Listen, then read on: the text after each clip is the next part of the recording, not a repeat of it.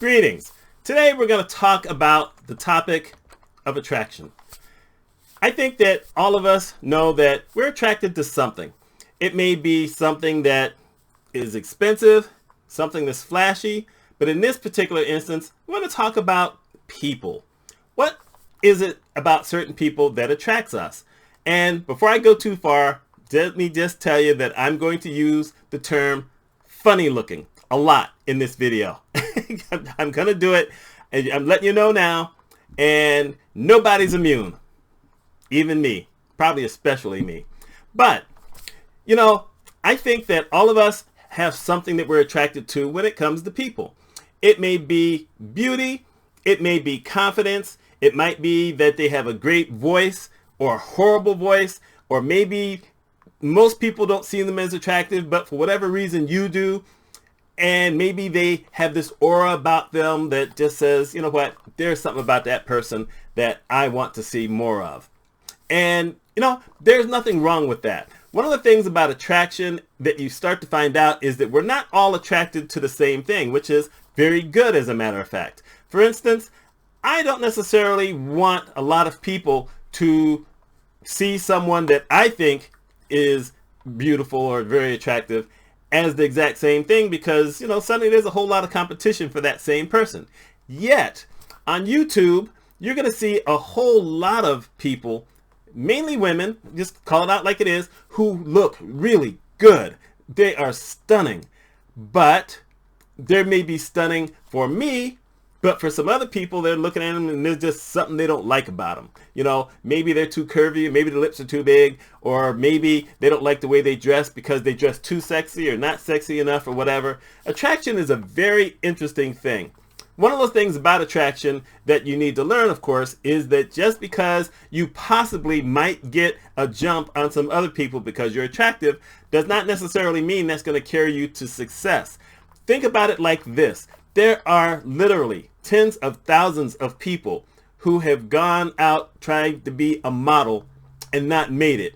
There are tens of thousands of people who have gone out to try to get a music contract of some type, and they look good, and yet for whatever reason they don't make it.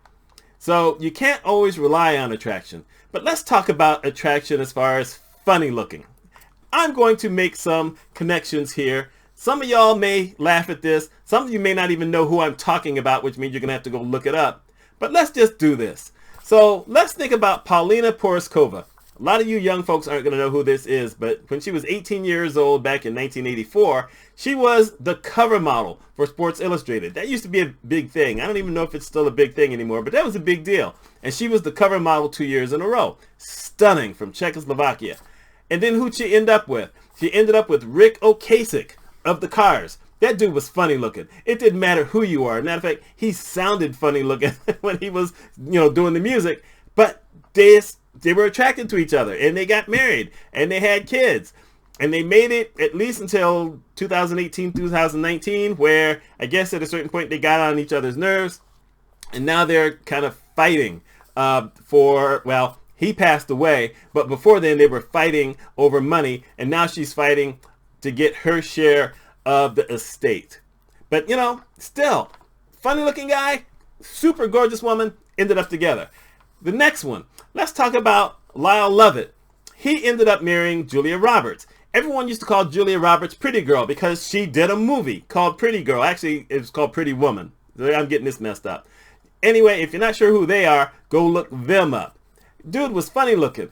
And yet, for whatever reason, these two found each other, were attracted to each other, got married to each other, then got divorced. It didn't last long, but still, they were together for a while. And now here's the big one. And it's a big one if you know who the woman is, once I mention it. But Dita Von Teese, actually, when I looked her up online just to see what they actually called her, they called her a vedette. I have no clue what that is. In essence, though, she was kind of a model who kind of found her own niche. She used to wear these corsets, and she put them really, really tight. And she's known for having a waist that's normally 22 inches. That's a wow. But when she wears the corset, she can get down to a 16-inch waist. It makes her really curvy, and she wears all these tight things or whatever, but she's always been very pretty. And who did she end up with? Marilyn Manson. Y'all all know who this guy is because he's been in the news a lot lately for sexual assault on many different women. And as a matter of fact, they just raided his house looking for something. I don't know. But anyhow, this is one of those situations where back in the day, you're just like, wait a minute. Dita Von Teese and Marilyn Manson? How did this work out? For whatever reason, there was some kind of attraction there. And I don't know exactly when it ended. I don't know about all the other women. But still, you have seen pictures. If you know who he is, you've seen pictures where he has been with some very attractive women. And you just don't get it. And here's the last one. This is wrong. But you know what? I'm going to say it anyway. Pete Davidson is a funny looking guy. He's on SNL. I'm sorry. I think the kid is funny looking. Yet, right now, he's dating Kim Kardashian, and before then, he was dating Ariana Grande. I think that's how you say her last name. I don't know. I've only heard a couple of things from her. As a matter of fact, I didn't know who she was until I found out that she sang the ending song in the movie Sing with Stevie Wonder. I don't know who the young people are, but she's cute. She's really cute and attractive. But there you go. So for whatever reason, this guy is able to get really nice looking women interested in him. Maybe he's funny. I mean, you know, there's people who are attracted to that. Now, I'm going to mention this just to get it out of the way. I have always thought that I was kind of funny looking. After the age of 10 or 11, I really hated to get pictures of myself. When I was in school, you know, they always had that yearly picture that you had to have. I hated how I looked in pictures. I hated it for my high school graduation. I hated the picture I had for my college graduation. I stopped taking pictures. Actually, back then, we didn't take pictures of ourselves because, you know, we used regular cameras. You couldn't just do it. You know, it cost a lot of money to have film developed, so we didn't waste our time doing selfies back then. But other people sometimes did it. A lot of times you didn't even know that people had pictures. But I always thought I was kind of funny looking. You know, I had one of those bodies where I played a lot of sports, but I didn't have an athletic looking body, even though I played a lot of sports, and I would win a lot, thank goodness. But I, you know, had that issue. I always had big thighs. My thighs impacted the kind of pants I had to wear. I had to wear pants basically 4 or 5 sizes my waist just to get over my thighs. And, you know, some people might not believe this, but I don't care because it's true. Back when I was 15 years old, I could do the military press for legs at 500 pounds. And that sounds incredible, but I could. As a matter of fact, the last time I belonged to a gym when I was I in my 50s yet? No, I was still late 40s. Late 40s, and I went to the gym and they had this thing, and I hadn't really exercised in years, although I had walked at the lake. And I worked my way up to it just to be safe. This one day, I started at 300 pounds, and I said, wow, this is easy. And I then got up to 500 pounds. And my ex at the time said, you probably shouldn't be doing that. And I thought, yeah, I probably shouldn't be doing that. So regularly I was pushing 300 pounds, but every once in a while I would look around and see if anyone was paying attention. And if they weren't, I would push 500. So I had muscular thighs, but I wanted big arms. Look at this arm, for instance. Let me show you this arm. Look at this. You know what? I wanted big arms. That's the reason I joined the gym the first time back in the 80s, because I wanted big arms. And so I'm there. And I told the guy when I got there, I want big arms. Because in my mind, it was big arms that were going to attract people to me, because I just felt I was really weird. You know, I mean, I gained weight. I was bigger. I was older. You know, like I said, at that time, I really wasn't exercising a lot. But I thought if I get big arms and then I get the big shoulders and big pecs and whatever, this is going to be attraction. This is the thing that's going to get it there. And it didn't happen. No matter what I did, I would not get my arms bigger. My shoulders got bigger. Whatever this area is called got bigger. The chest got bigger. But the arms always stayed small. So that was my thought. I've always thought I was kind of funny looking. And it wasn't until maybe 3 or 4 years ago where I reached out to some people I went to college with, and I said, hey, any of y'all got any pictures of me from college? Because I have none. As a matter of fact, my college graduation pictures got developed 13 years after I graduated because I didn't know that we had any pictures. I didn't realize my parents had taken any pictures, and they didn't remember that they had taken any pictures of my graduation. Isn't that a shame? I'm an only child, and my parents didn't know that they took pictures of me. And then I saw some of these pictures that people sent me, and I'm looking at them saying, well, that's not necessarily a bad looking kid. You know, I certainly wasn't a star by any means, but you know, we all get these things about ourselves, and that's terrible how we do that, because sometimes we let that inhibit us into trying new things. And I will say this, that for the longest time, I really, I'm kind of introverted. It may not believe that because I do videos, but I am. So I didn't have a girlfriend or even someone I dated for about 10 years because I didn't want to put myself out there. And I was surprised more than anything else when some person found me attractive enough who kind of wanted me to, well, go out with me. And I was just stunned. It's like, how did that come from? Because at that point, I was even bigger than I was when I graduated college and when I was trying to do some of the other stuff. And it worked out okay. It was short, but still, it was one of those kind of things that's like, well, I don't understand how that happened because I didn't see it that way. And we don't see it that way. But even with that, I was still always able to get in front of people and talk and do presentations. The biggest group I ever spoke in front of was about 200 people in the audience. And I had no fears whatsoever because to me that was a professional thing and it was just something easy to do. I've talked about how I was a wedding singer for about 14 years. Well, once again, that was one of those kind of things where I worried about how I looked, but I worried about my voice also because I never thought about myself as a singer. I had a college professor who thought that I could be a singer, but I just never saw that. I had recorded myself and I didn't necessarily think I sounded all that great, but you will find out if you ever do a podcast or you're doing YouTube videos that you've never done before, that your voice does not sound like your voice does when you're talking to other people. You have to get used to that. And back then, it just, to me, I didn't see it at all. Yet I had one person say, wow, I love your voice. Would you sing at my wedding? And there you go.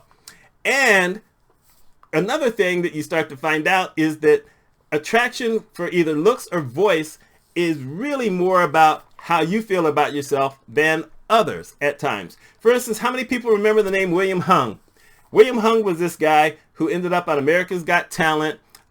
He didn't make TV for real, but he made, I guess they have a thing where they do the initial testing, and they had people in the back without the audience. And this guy came out, and he tried to do this song called She Bangs by Ricky Martin, and it was horrible. I mean, I didn't know anything about it at the time, because I've never seen the show. Yeah, I'm one of those people. Anyhow, I heard about it, and then I saw him do it and said, wow, that's pretty bad. Well, this kid ended up getting a record contract. Someone took a shot on him, gave him an advance. He put out this album and he sold 200,000 copies and he actually made number one on a Billboard list for international artists that I didn't even know existed. But still, he put that out there. He actually had 3 albums. 2 and 3 didn't do so well. But you know what? This is a guy who took a shot and he believed in himself that, he thought he was a singer. No one else did, but he still took a shot. And, 200,000 albums, that's not bad. I know it may not sound the same when you talk about streaming and how, it's one song, it's a download. But he got 200,000 people to go to a store and buy his record. That's saying something. So, you have those kinds of things that you have to think about. Because I know that there's a lot of people over the years who have said, I can't do YouTube video because I'm going to look strange and I don't want people seeing that. Or I can't do a podcast because my voice sounds strange. And the same, that also goes for video. You're going to have that. And we're going to compare ourselves to other people.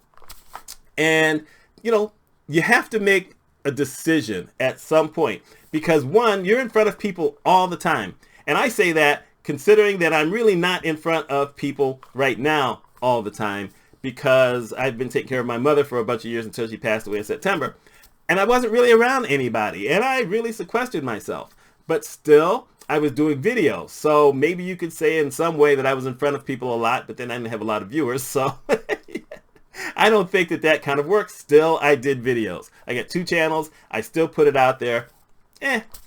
And I'm not going to lie.